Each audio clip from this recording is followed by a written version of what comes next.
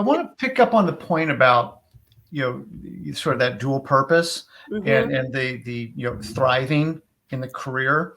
And one of the things that I know the firm talks about is the self-authorship of Yeah. careers. Could you explain that notion to listeners? Yeah.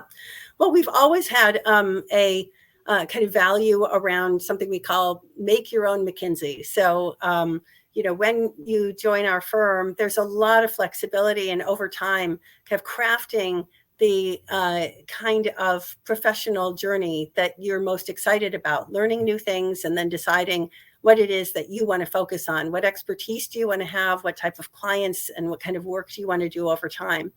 And we're really trying to translate that now even more explicitly into how we think about people's learning paths and skill acquisition. So we're talking about how do you self-author kind of your journey in terms of building different skills over time and therefore creating opportunities for yourself over time.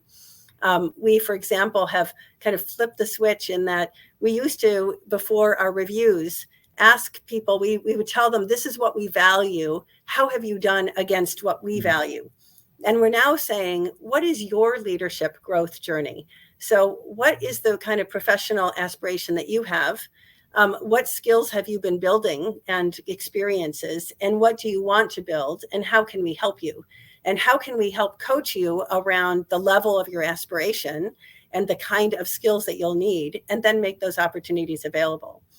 It's Wow. interesting because this sounds like kind of fit for purpose for, a McKinsey kind of environment, right? Where we have consulting teams that come together with lots of different profiles and backgrounds, and we serve clients in lots of different industries and functions. So there's kind of lots of opportunity to self-author.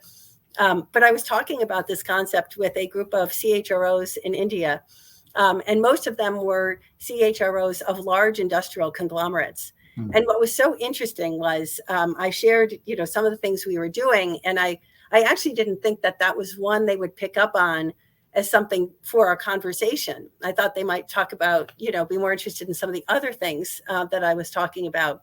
But they picked up on this one, and they said that just like at McKinsey, the skills that are required to do work are changing so rapidly because we're now bringing together digital and analytics into really any industry, any function. It's no longer enough to have, a really good, advanced analytics or digital team sitting off somewhere who can provide support. We really need to integrate those skills into the fundamentals of how we do work in every part of an organization. And so as they were talking about how do they upskill folks and how do they stay abreast of all the rapid changes in how work happens and what technology is, they talked about how important it was that people really take more responsibility for self-authoring their own path and adapting their skills to what they see as needed, because things are moving too fast and there's too much complexity to have some HR group sit in some conference room writing out career paths. And it is solving for flexibility and kind of autonomy, which we know is a huge motivator for human beings and therefore for our workforces. But we're also solving for creating a talent model that is really dynamic and that is flexible and changes kind of much more organically in response to the needs of the organization. So we're gonna pause here for a minute. We're talking about self-authorship and the very dynamic nature of the Mm-hmm. skills that are required, the technology that is available, and really just having more agency Right. over one's career. And Mm-hmm. and just to put a bow on the point you were just making, we work with a licensed counselor, and with some of our clients that are experience a loss and they need to really kind of get to a healthier place mentally, Mm-hmm. emotionally. And one of the biggest drivers of stress, fear, depression is a sense of a lack of agency. So Right. when you say make your own McKinsey, Mm-hmm. I'm smiling because the name of our course that we provide, our curriculum that we provide our clients, is called Make Your Own Weather. because Yeah. it's sort of the same idea. Yeah. Is that all these things can be happening, and it's all true. And I can't stop AI, and I can't stop, technology. I can't stop hybrid, whatever is happening externally, but I still have a lot of agency. I can always control my attitude. I can always control my actions. And it's very liberating for people Mhm. to feel like things aren't just happening to them, but they actually have a very strong voice in where their path goes. So that resonates quite a bit.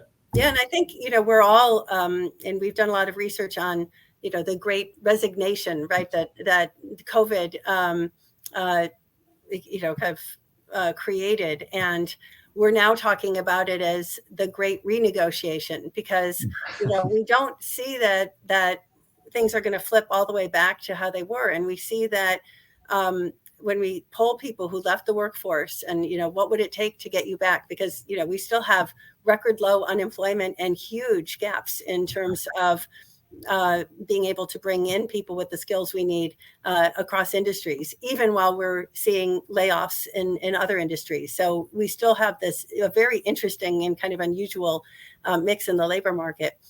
So when we study people who have left, and we're talking about what would it take you to bring you back, they talk about purpose, they talk about flexibility and autonomy, agency, to your point.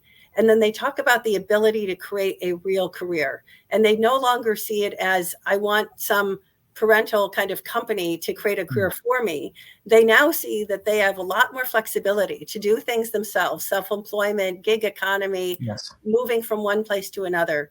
And what they're trying to do is build the skills and the kind of opportunity to make things better for themselves and grow in their roles over time. And so I think that this is quite important. I've always liked Daniel Pink's book, where he summarizes kind of what drives people's motivation into three things. It's about autonomy, it's about mastery, right? Skill mastery, and it's about purpose. And I do think that COVID has just shown a real spotlight on all three of those, and given, I think, workers across many different types of jobs and many different industries, kind of the sense that they can solve for those things and should take things, and should expect that from employers.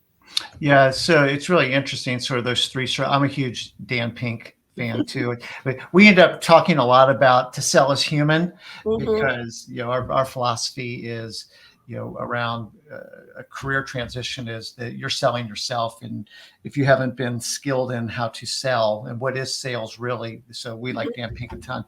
But those three circles, what resonates with me on that, it's kind of a hedgehog concept, if I could borrow back from Good to Great, right, with Jim Collins. Like, mastery is, what am I really good at, or what can I be the best in the world at? Purpose is passion. What do I care about? What am I interested in? Because I have to be curious. I have to want to continue to learn more about Yeah. something because I'm actually interested in it. Yes. And then your third circle there is the autonomy one, and I want to have a sense of control over all this. And the Venn diagram of those three circles is the sweet spot. I love that you brought up kind of the learning aspect. One of the other things we're talking about is that at McKinsey is that we have to reinvent apprenticeship.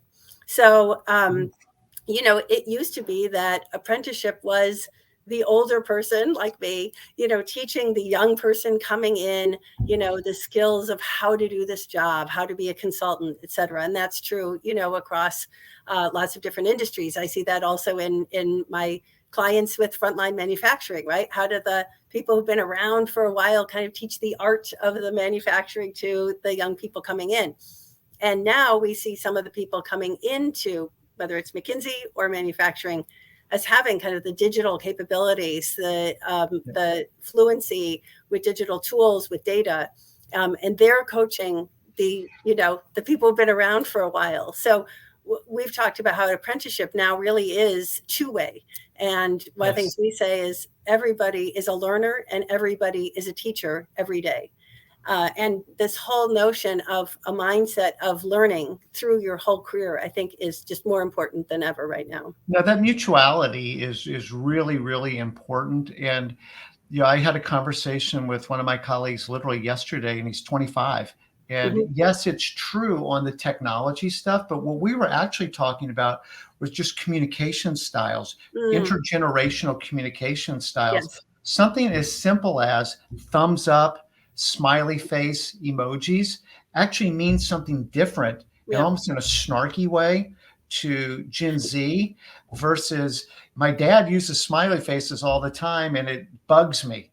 Like, why does that bug you? Well, because the way that Gen Z might interpret a smiley face or a thumbs up, I mean, so it's not even technology exactly. It's just how to communicate in a Yeah. way that, the other person can receive what Hmm. and not misinterpret what you're actually trying to say. Well, it's interesting. One of the things that I find interesting about Gen Z is the studies that shown that they also problem solve in different ways, in that they are used to using social media to crowdsource solutions to things. So they're much faster at networking and finding ideas and bringing them together, which of course is a wonderful skill to have. And so there really are, to your point, both, technology related things, but also I think, mindset, cultural, generational Mm. things to learn. And I'm sure that's been true, forever. Every generation can learn from Yes. the next one. That crowdsourcing is funny. That I think we used to call that market research, right? Yeah, but this is market research, kind of through your friends. Let's go ask 1,000 people and see what they said. Okay.